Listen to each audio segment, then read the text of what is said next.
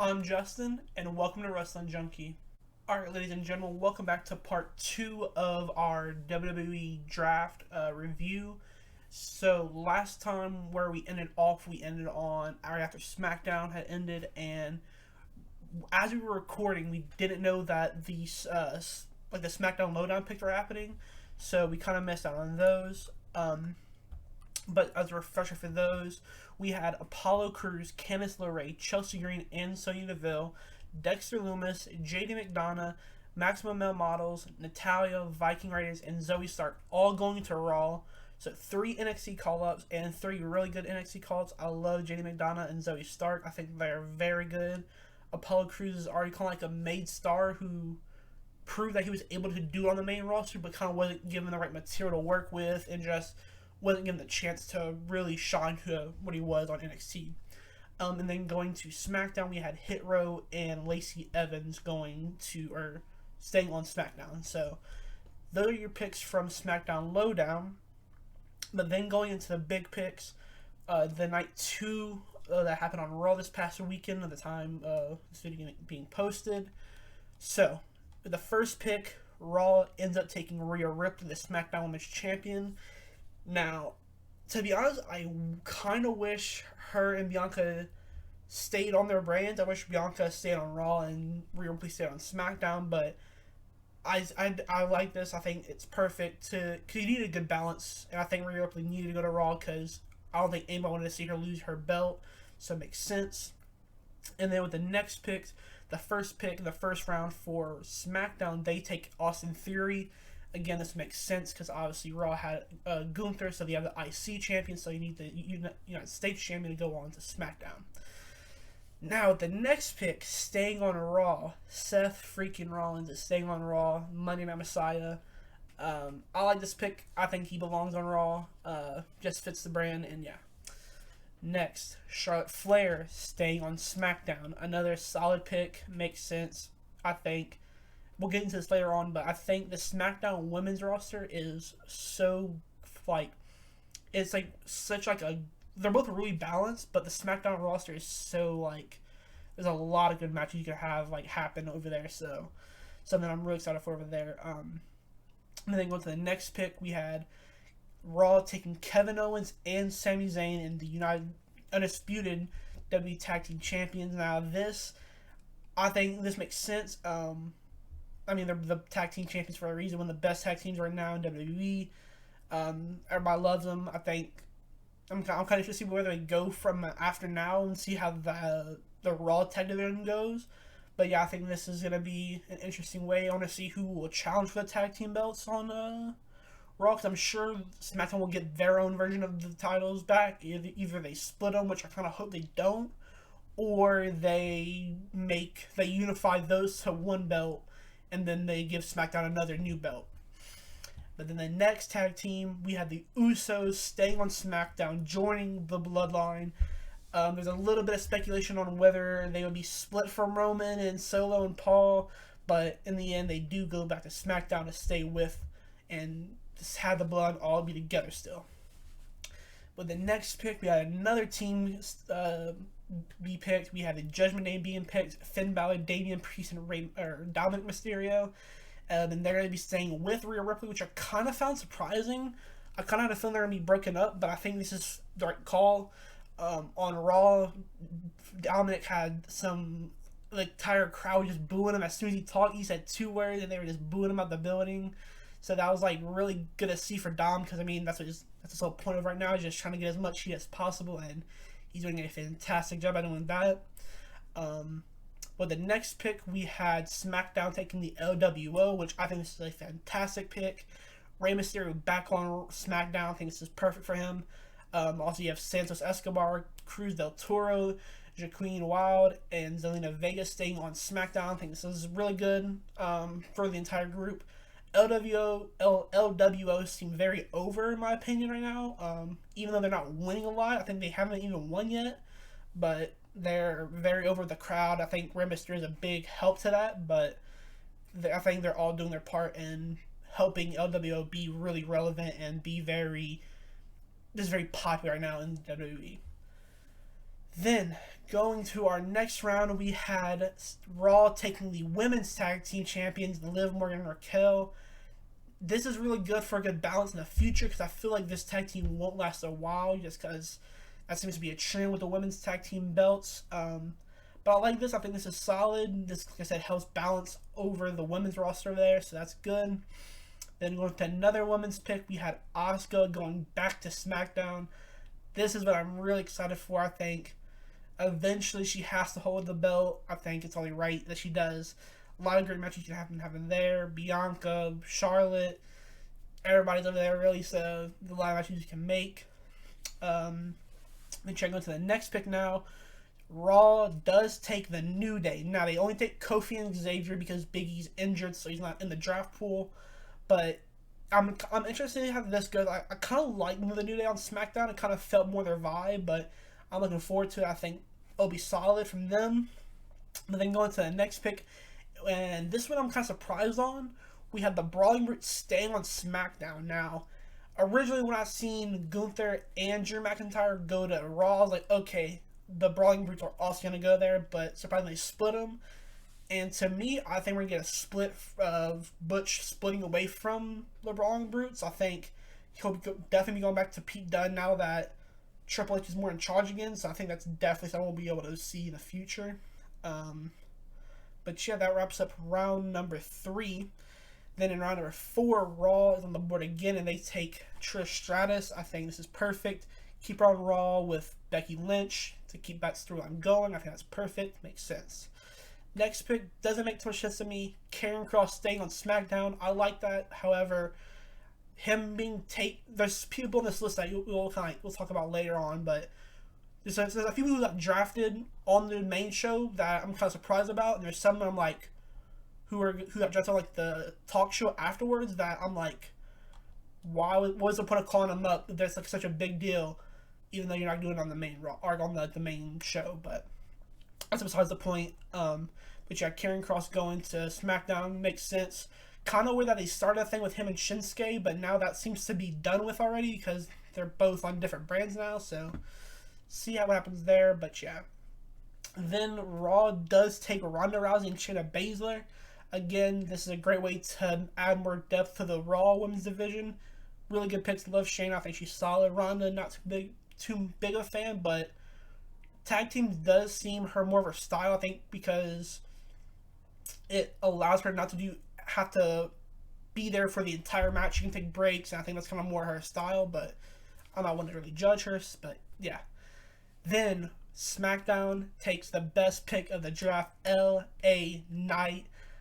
He's staying on SmackDown. I really like this. LA Knight is one of the most over acts right now going in WWE, so I think SmackDown just fits his brand.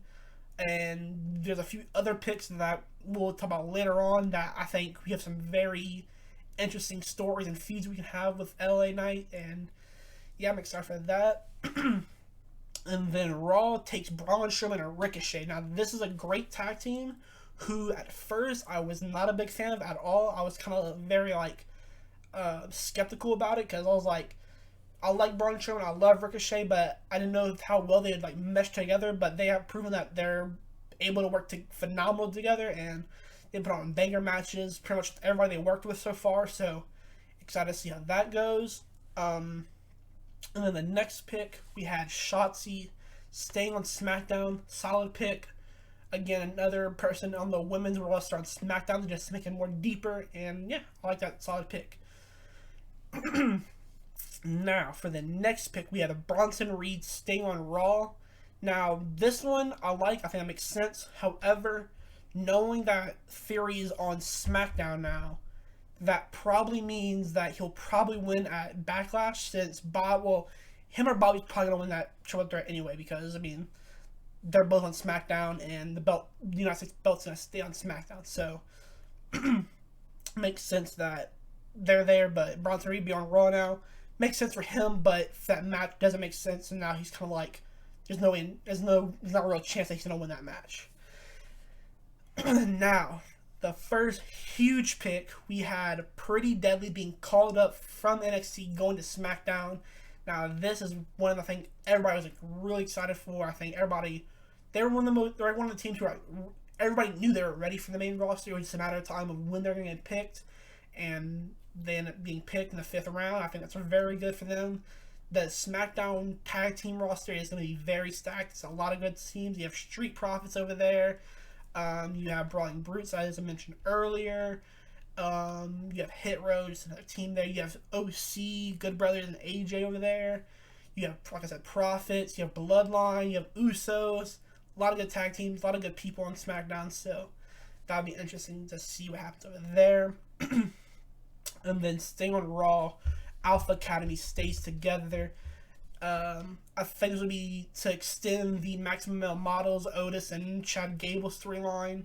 I said Maximum Male Models also got drafted to Raw, so kind of makes sense. And then the next pick, Rick Boogs goes to SmackDown. Good pick. I don't think he should have been one of the people who got drafted on TV. I think he should have been like on the talk show, but to each their own. However, the next pick, another great pick for Raw, Katana Chance and Kaden Carter, the former women's NXT tag team champions, a phenomenal tag team, really good. To be honest, I haven't seen them talk too much, like in their promo skills, but in-ring talent-wise, they are one of the best. I think truly, really good, and I'm excited to see how they do over there. And I think I'm just really excited to see how they do on the main roster. I think they're one of the teams that are really ready for it. And yeah, it just makes sense. And then next one, a big surprise. We had Cameron Grimes being called up from NXT after a few months hiatus, basically, and a whole bunch of speculation on when he'd be coming back to the main roster, when he'd be coming back in general. He gets picked up by SmackDown, and I think this is a perfect pick. A lot of good matches. Him versus LA Knight will be some great matches. Him and AJ, there's a whole bunch of matches. You can use Austin Theory. Just a lot of great matches you can have with him, and yeah. So that wraps up our Raw picks that happened on the main show. So to start off with our Raw talk show picks, we have a lot of people on the Raw because it kind of makes sense. They need a lot more depth because it's a 3-hour show, so it makes sense.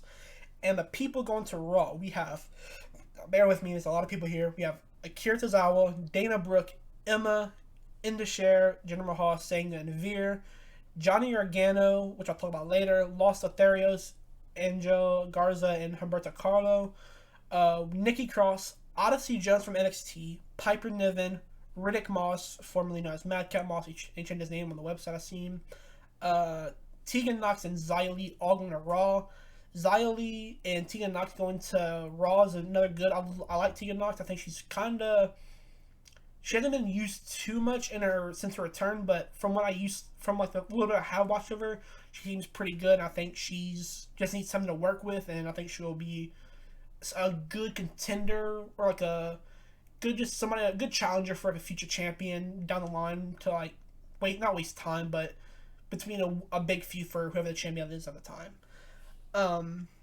But yeah, so we have Indashare coming up from NXT and Odyssey Jones. Odyssey Jones, to me, and what seemed to a lot of people, was kind of surprising because from what I understand, he hasn't done too much on NXT. I don't think he's won much, or at least title-wise, he hasn't won much.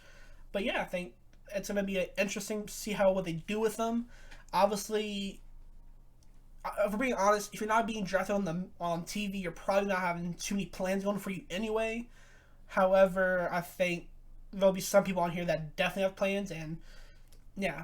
But now, the big talk, and this this is one of the ones where I was really surprised about because for how big of a call-up it was, it doesn't make sense. I was done on like an after show, and that being said, it was Grayson Waller being drafted from NXT, going to SmackDown, and like I said, this was a very big one because, I mean, Grayson Waller is one of the biggest acts in NXT right now, outside like Carmelo, Braun Breaker, and like a few other people. He's up there as one of the bigger stars over there, and he was very much ready for the main roster, but it's kind of sad that he didn't get picked on the main show. I think that would have been a great pop for him on TV. Don't know why they didn't do it, but yeah, I think he'll have some amazing matches there. I think he's definitely ready for it. But now, Johnny Gargano being called up on Raw or on the after show, to me is very disrespectful to Johnny because I think a lot of people had high expectations since one Triple H is kind of like his father damn near. Johnny Gargano during NXT Black and Gold was one of the biggest wrestlers there, and Triple H just loved him and was using him almost anytime he can. So yeah, I think it's kind of surprising to see him being drafted on the after show. Nothing that's kind of interesting is we have The Way pretty much all being on Raw besides Austin Theory. You have Dexter Lumis, Indy Hartwell, Candice LeRae, and Johnny all being on Raw, so I think we're definitely going to see something there. Probably a feud with Judgment Day, if I had to guess. Probably makes the most sense. Kind of only thing I see from that. But yeah, that's all the picks. Now we have free agents to go over. Now I'll go through the free agents. I kind of talk about them afterwards. But yeah, we have Baron Corbin being undrafted. We have Cedric Alexander and Shelton Benjamin being undrafted. Dolph Ziggler, Elias, Mustafa Ali, Von Wagner, and Zion Quinn all being free agents. And also Brock Lesnar. Now Brock, he will be used on wherever he wants to go to. He'll be used on Raw and SmackDown, just kind of when needed. I think that makes sense. I think Brock's one of those guys that they're going to throw to somebody who they either want to make a star or just give Brock an easy win to. And yeah, I think this makes sense for him to be able to use wherever. And Omos, I think, is also going to be a free agent, either or, so he can be used either on SmackDown or Raw. Similar to Brock, I think he'll be used in the same capacity where he'll just be used to either help somebody be built out as a huge, like, underdog story type of thing, yeah. Now, the thing with free agents is we had a draft, and I know you can't draft everybody. However, I don't get the point of free agency if in WWE, since it's like it doesn't make sense, you know? Like, there's only 2 brands, and there's no point of having anybody be a free agent. Like, if you don't have any plans for them, just draft them anyway, and then just have them sit there until you have something for them. But seeing Cedric and Sean kind of be undrafted, it's kind of make me sad because I love Sean Benjamin, one of my favorite of all time. And Cedric, I think, is pretty underrated at this point. I think he hasn't gotten too much, so not really his fault. Mustafa Ali and Dolph Ziggler, another 2 that I'm like really surprised I got undrafted, because there's kind of like rumors about Mustafa Ali having a big push after the draft. And considering he's being drafted on a talk show, or not being undrafted really, is kind of interesting and just doesn't make sense to me. But Von Wagner being a free agent, I don't know how I feel about that. I think he'll probably stay in NXT, but when they're ready for him, he'll just go to the main roster whenever. But yeah, it's pretty much everybody. That's pretty much every draft pick and all the free agents. We had some people not being in the draft pool, which was Alexa Bliss, Aaliyah, Big E, Bray Wyatt, and Uncle Howdy, Carmella, Gable Steveson, Logan Paul, R-Truth, Randy Orton, Robert Roode, Shanky, and Tommaso Ciampa. All because they're all either injured or have something going on right now besides Logan, because he's a part-timer, so they don't have to draft him anywhere, so he'll probably be a free agent, kind of like Brock and Omos. But yeah, I think it's a very good draft. On paper, at first I thought SmackDown had like a way better roster, but after kind of like looking at both sides, it looks pretty even, and I'm just really excited to see what storylines are being made out of what. There's a lot of great storylines you can do. Also, you have Edge on SmackDown, which I think I'm really excited for, just because, I mean, Edge on SmackDown just feels right. He's one of the guys who were part of that SmackDown 6 that made SmackDown what it was back in the day. So yeah, but yeah, let's push the draft review. I don't got too much more to add. I don't want to waste your guys' time, but yeah, let guys know what you guys think of the draft and what you look most forward to. And yeah, see you guys in the next video. Peace.